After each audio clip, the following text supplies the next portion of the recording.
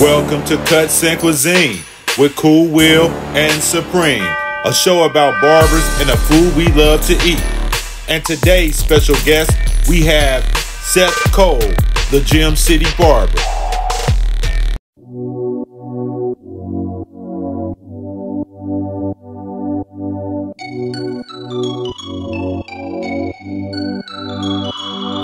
Seth Cole is a highly rated barber that operates out of Solar Salon Studios at Fairfield Commons Mall.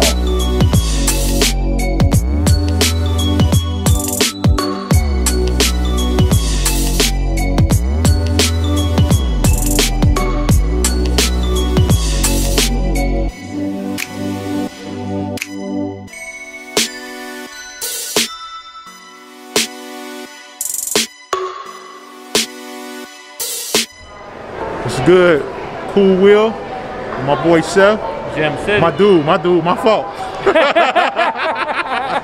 We was joking about that earlier, man. We about to go get something to eat. We in the Fairfield doing our thing, man. You know what I'm saying? Up in the creek. You know what I'm saying? Out here.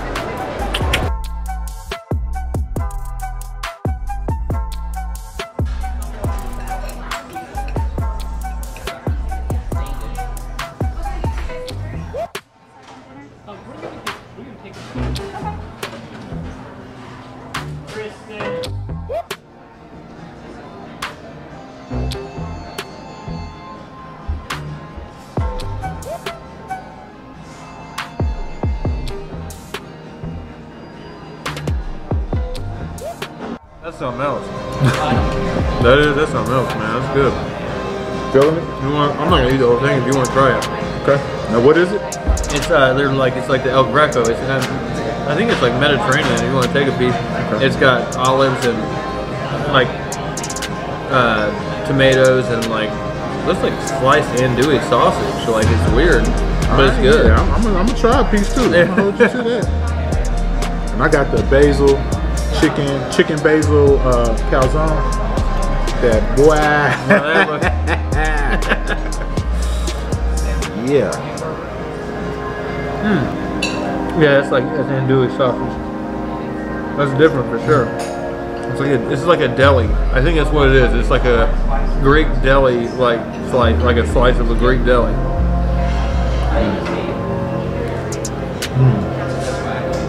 We don't have a lot of real delis around. I think we have Fifth Street Deli, and then we have Second Street Market. That's like a deli.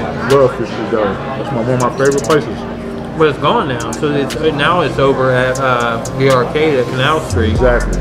We lost two great places, but they put them together and make a really good one. There's a lot of bands that got their name all throughout the years at Canal Street Tavern. Okay. It's different for sure, but it's good. Definitely wasn't what I was expecting. Yeah, my wife would love this. I love it too. Yeah. She wouldn't do the sausage though. No, the andouille was weird. I could take it or leave it with that sausage on there, but the rest is great. I would have done chorizo, maybe. Let me ask you a couple barber questions. After I take a bite, huh? Right. How long you been cutting? Well, we were talking earlier, I think a little bit, and I was saying since like 2006, so about almost 15 years, but I mean, that was when I was like 18, 19, but I mean, if you want to say officially, I'd say almost 20 years, you know what I mean? Like if you want to count when I was younger, 14, 15, like you were saying you had been. That all counts. Yeah. But I mean, officially, I'd say about 15 years. But it's definitely been an experience. It's never something I planned on doing. But life experience, like, it was supposed to be a backup plan. I was going to get my psychology degree, and it just ended up being something I love more. It was just more passionate about than just a job or a career, you know. So, if you could, if you weren't a barber, is that something that you would be doing? Being a psychologist? Is that something honestly, you probably would have pursued? Yeah, probably. But honestly, now at this point, I'm really happy I didn't. You know what I mean? Yeah, like, definitely. It was either this or it was culinary. and I wanted to go to Cordon Bleu, but it was kids happen, you know, family life happens, and that was all out in California. That wasn't just in the cards. So are you from California? Or? No, but that's where one of the better. Okay, that's where the better culinary schools are. That if you want to really go to one, you know. I got you. So I decided to stay here. Let's try out the barber college, give it a shot. And like from childhood, you know, going to mom being a single mom, dad not being around a lot of the time, and she'd drop me off at the barber shop, you know, and you get to hang out there for a couple hours with all the old cats, you know, and just maybe sneak a Playboy or whatever, you know. A little bit, you know, they got their phones now, so you know they. Yeah, that was the thing now. But you remember Mahaffey Pies over on Linden Avenue in Smithville? Before Mahaffey Pies sold, before they sold it, they had Mahaffey Pies, and adjacent in the building was a barber shop. Really? The Linden Heights, I think it was Linden Heights, or it was just the barber shop. I can't remember what it was called. But it was Joey, Joel, and Curly in there, and they've been around forever. And Curly had his shop after they closed that down over on Schroyer in Kettering. Okay. And then those cats moved down to across from Carroll High School. But when they were all together back in the day, like over 20 years ago, that's where they were at. And I'd get dropped off there, and mom would go to the store, and I'd be stuck there until she decided to come back. So I know that feeling when people drop their kids off. But you can't. I mean, that don't happen no more. You know what I mean? But it happened with us. That happened with you, doesn't it? But it's cool. I mean, because the kids, if they drop off at our shop, they're very respectful. You know, they don't do anything too bad. If they are bad, we handle them. You know, no whoopings or nothing. But you know, just firm talking to them, maybe some pinching. Barber fact: the first barbering services were performed by Egyptians in 5000 BC with instruments they made from oyster shells and sharpened flint. In ancient Egyptian culture, barbers were highly respected individuals. I've been dealing with the industry, and like barbers wanting to look out for themselves and barbers not wanting to look out for each other. Since 2011 I've experienced it, and I've fought it and fought it and fought it and tried to bring people together, and it's really hard. You almost give up, and then you miss out on people that you may have been able to interact with. Like I interacted and engaged with a lot of people that would just bad talk and trash talk, and you're like, they're just out for their own glory, and it's like, man, we're supposed to be a brotherhood, you know what I mean? And I preach that so much until I almost stopped believing it. And then all of a sudden, about a year ago, I think I had come into contact with you and come into contact with my dude Lefty, the barber, and it gave me some hope. And then we just started kind of connecting with all these barbers, and then you really took off with your custom cuisine stuff, you know, what you're doing. And it really is just kind of, I feel like the paradigm has started to shift finally for dating. You know what I mean? And I have that hope back. And man, I wouldn't trade the people that I'm connected to in this business that do the same thing I'm doing. I wouldn't trade it for the world. You know, those connections and those relationships that you can have, because there's nobody else really that understands that. You know what I mean? As much as somebody in the industry and in the business. You know? Definitely.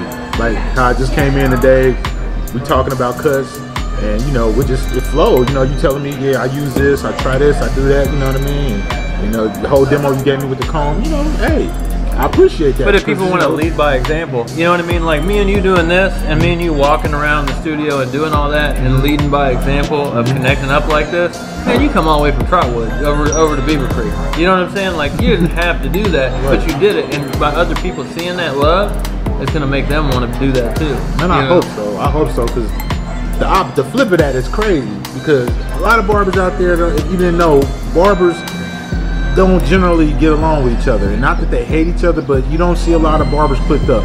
But if you know me, you know what? I'm clicking up with a lot of barbers. I'm trying to bring us all together. It's a measuring contest. You know what I mean? So I mean, but you gotta cut that, man. It ain't about that. It ain't gonna get you nowhere. At all. Because we all do the same thing. And at the end of the day, if Seth just said, hey, you know what? I'm better than Will, and I can cut better than him. And maybe he can. Maybe I'm better. I don't know. But he still has to cut all his clients. Yeah. And I have to cut all my clients.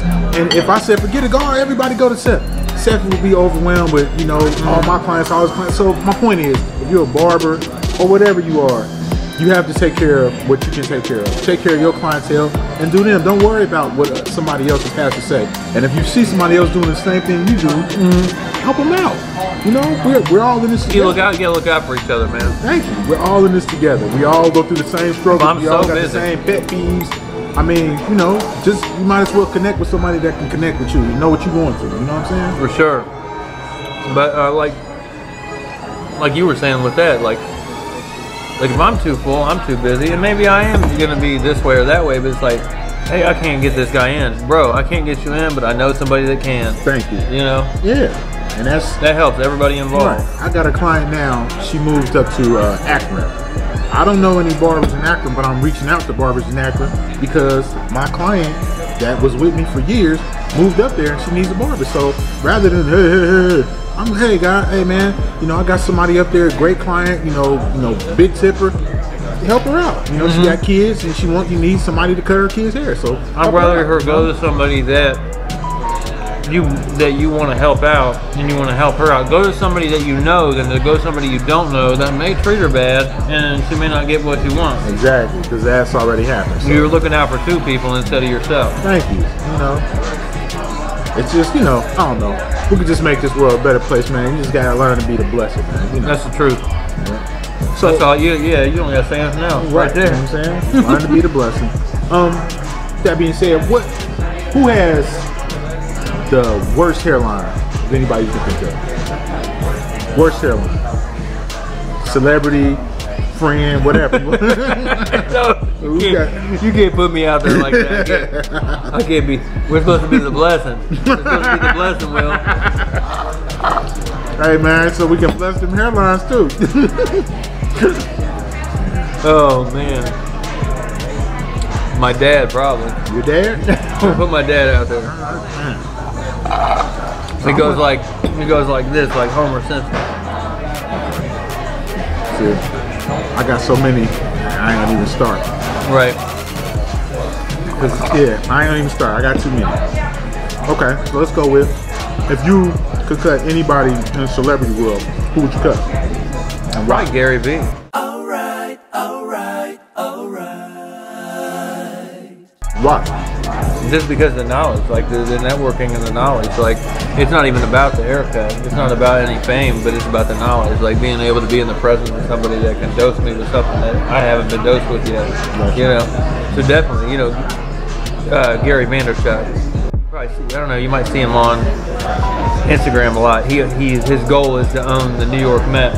You know, and he started out dealing in wine and doing stuff like that, and now he does a lot of like trading and like different. He's just a big entrepreneur, man. Like, but nobody can tell you how to do what you need to do to get where you need to go, because nobody's connected to your quality of life and connected to the way you want things to be, like you are.